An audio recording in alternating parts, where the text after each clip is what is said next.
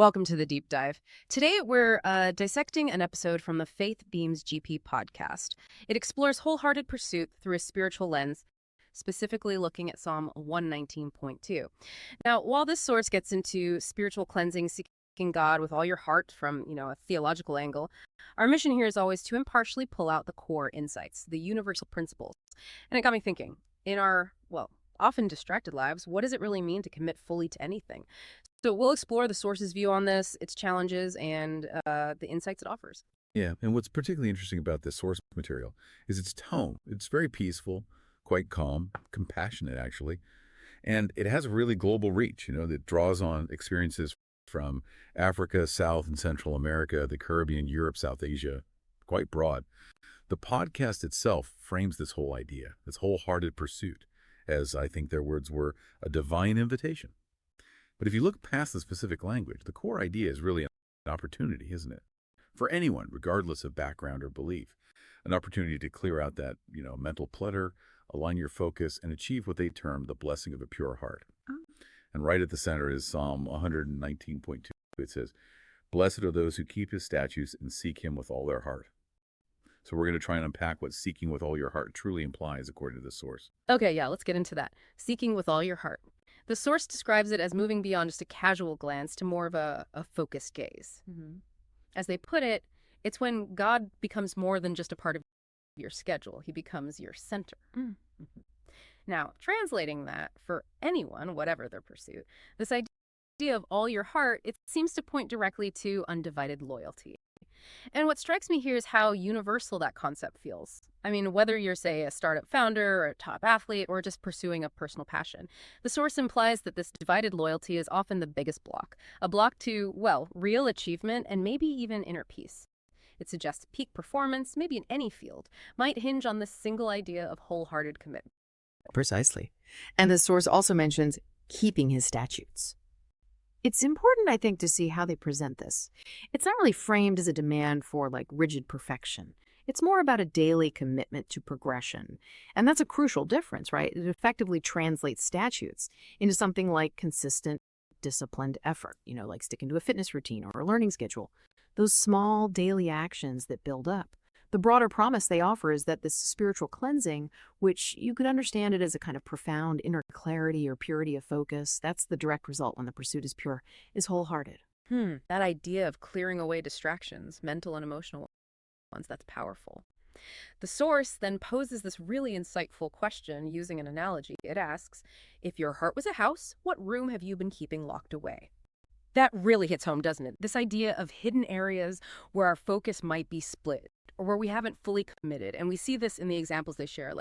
There's Lucia, a 16-year-old from Colombia mentioned in the podcast. Apparently, she struggled quite a bit with anxiety, always looking for external approval. But after engaging with these principles, she made a very concrete choice. Deleted apps that fed her insecurity, started her mornings with focused reading, and the result, according to the source, her grades went up, her peace returned, her joy came back. It's a pretty compelling picture of how that undivided loyalty can create real, tangible change, even in a modern context. It really is. And this brings us to a foundational concept the source really emphasizes, which is that this whole process, this inner clarity or spiritual cleansing, as they call it, it begins with surrender. They use a great analogy, actually. They say, you can't fill a dirty cup with clean water and expect it to taste right. So the pursuit, from their perspective, it has to start with emptying yourself first. And this isn't presented as condemnation, more like a call to, profound transformation. That's a great metaphor, the dirty cup. So this idea of emptying the cup through surrender, that sounds like a critical first step. But what do you think is the biggest hurdle for people after that? Once they've kind of committed to that surrender, what tends to pull them away from that focused pursuit? Well, that's exactly what the source gets into next. It identifies what they term the enemies of wholehearted pursuit. They also bring in some biblical references here to underscore the point, like Jeremiah 29:13, which says, "You will seek me and find me when you seek me with all your heart." And James 4:8, "Draw near to God, and he will draw near to you. Cleanse your hands, you sinners." The core idea the source seems to draw from these, setting aside the specific spiritual origin for a moment, is that genuine engagement. Whether it's with a belief system or a new habit or maybe a challenging personal goal, it often starts with an act of humble dedication.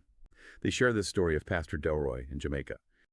His church introduced a weekly hour of just silent worship and scripture meditation. And what was observed, according to the source, wasn't just people sitting quietly. It was members weeping, confessing, and then returning the next week with renewed purpose, feeling cleansed. The difference, they suggest, was that wholehearted pursuit of clarity in the silence.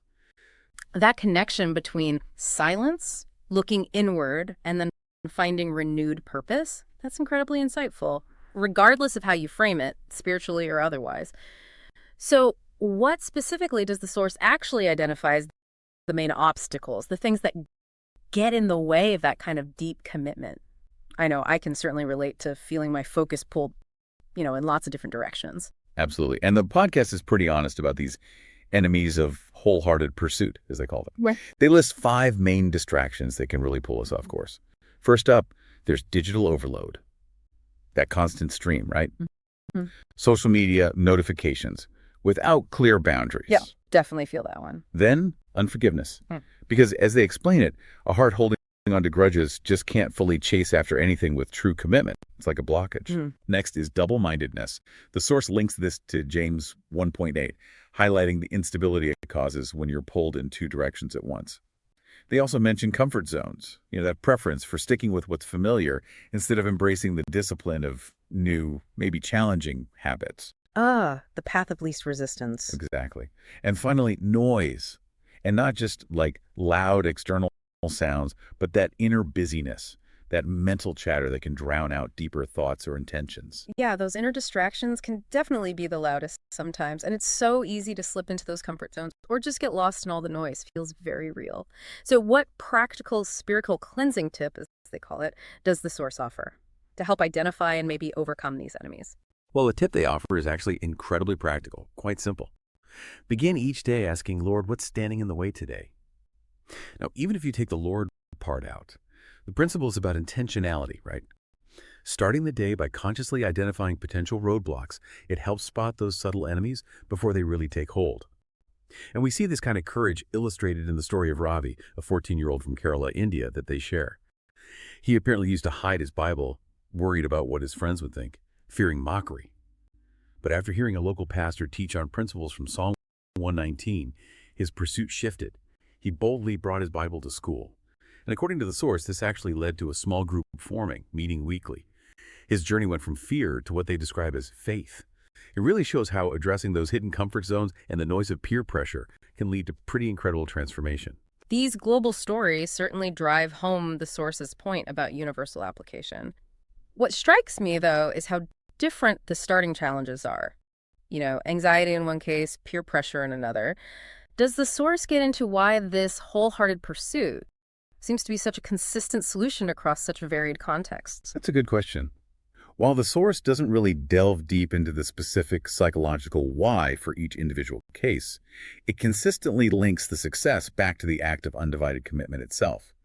Like, that focus is the powerful thing, almost regardless of the external situation. They offer quite diverse examples, too. In Nigeria, there's a grandmother named Grace who apparently spends 2 hours every day in prayer for her family. That's her commitment.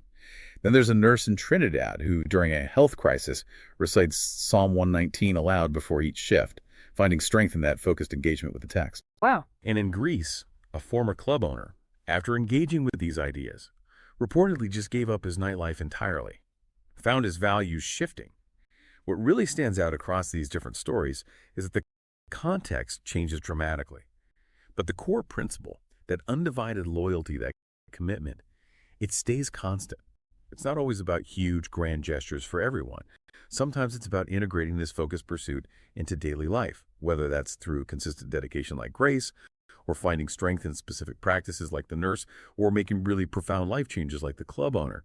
It really underscores that this wholehearted approach seems applicable in countless situations and can bring about pretty significant personal change. So we've covered quite a bit of ground in this wholehearted pursuit deep dive.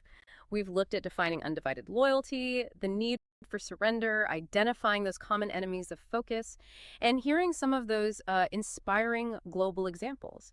We started off by asking if you've ever felt divided, pulled between different demands or desires. So thinking about all this, what does this deep dive spark in your thinking about true focus and commitment? The source material offered a reflection prompt, and I'd like to rephrase frame it a bit for you listening. Perhaps you might consider 3 areas where your own focus, or let's say heart, feels divided right now. What might it look like to bring a more wholehearted approach to those aspects of your life based on what we've unpacked today? Just something to think about. Yeah, and the devotional thought of the day from the source material offers a really profound conclusion, I think. It says, the more you make room for this wholehearted pursuit, the more it fills it with peace. And it really suggests that this approach, this wholeheartedness, regardless of the specific spiritual framing, it can genuinely lead to cleansing, to healing, and renewal in your life, which I think raises a really important question for all of us, doesn't it? In a world that's just full of distractions, full of divided loyalties, how can we intentionally cultivate a more focused, a more wholehearted approach to the things that truly matter to us? Something to mull over, definitely. We'd encourage you to keep exploring these ideas for yourself.